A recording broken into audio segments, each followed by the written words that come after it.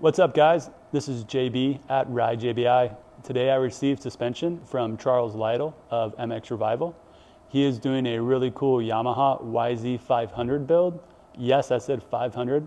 He has a complete different engine that he's going to bolt into a YZ frame. And what he has done is he's wanted to collaborate with us again to help him out with the suspension side of things.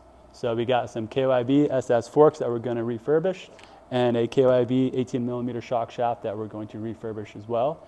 And we'll show you guys what it looks like before we work our magic on it.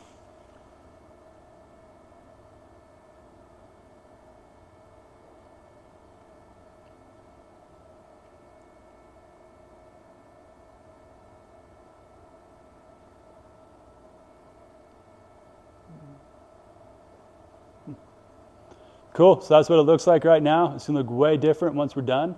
I'm gonna tag Charles' YouTube account down below in the video description box. So check it out if you haven't already, and we'll keep you updated as this comes together.